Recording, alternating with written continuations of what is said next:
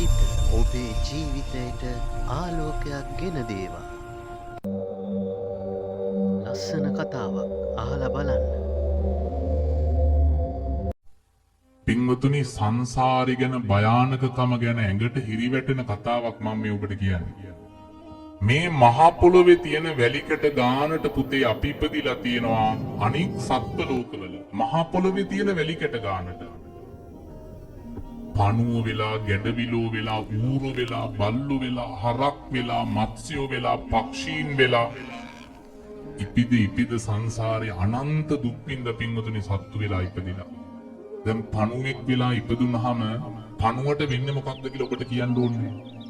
හරකෙක් වෙලා ඉපදුනාම හරකට මොකක්ද වෙන්නේ කියලා ඔබට කියන්න ඕනේ. ඌරෙක් වුණාම ඌරට මොකද වෙන්නේ කියලා කියන්න ඕනේ. මේ අනන්ත සංසාරෙක අපි ওই විදියට සත්තු වෙලා ඉපදිලා තියෙන මහා පොළොවේ තියෙන මොනව ගන්නටද? වැලිකට ගන්න. බුදුහාමුදුරු දේශනා කරන පින්වත් මහණෙනි මහා පොළොවේ තියෙන වැලි වලින් වැලිකට ප්‍රමාණයක් අතට ගත්තාම මෙන්න මේ නියපිට ඉතුරු වෙන්නේ වැලිකට කීයක්ද? මනුස්ස ලෝකයක උප්පත්තිය ලබන්න වාසනාව තියෙන අන්නේ වගේ පිරිසකට කියලා. කොච්චර භයානකද බලන්න.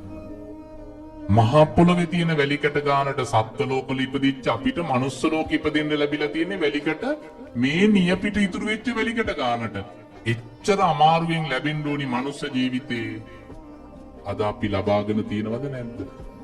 ලබාගත්තු මනුස්ස ජීවිතේ කන්නයි බොන්නයි නිදාගන්නයි ළමයි හදන්නයි විතරක් නම් ගත කරලා තියෙන්නේ ඔබයි තිරිසන් සතයි අතර වෙනසක් නෑ පින්වතුනි. මොනවද මනුස්ස ජීවිතයට ආපු අපි කරගන්න ඕනි මේ සසරේ තියෙන භයානකකම ගැන දැනගෙන අප්‍රමාදීව කුසල් කරගන්න ඕන. මං කියවනේ උදේට නැගිටලා පෑන් කෝප්පයක් බුදුහාමුදුරුවන්ට තියන්න සල්ලි ඕනි නෑ. බත් පිඟානෙන් බත් ගුලියක් හදලා අහිංසක සත්තුන්ට දෙන්න සල්ලි ඕනේ නැහැ. රැයට නිදා ගන්නකොට මෛත්‍රී භාවනා විනාඩි 10ක් වඩන්න සල්ලි ඕනේ නැහැ. මේ ලැබිච්ච මනුස්ස ජීවිතේ කුසල් කරගන්න තියෙන අවස්ථාව මගේ අරගන්න එපා.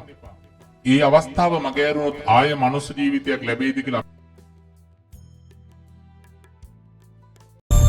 මහන් සිත ඔබේ ජීවිතයට ආලෝකයක් ගෙන දේවා.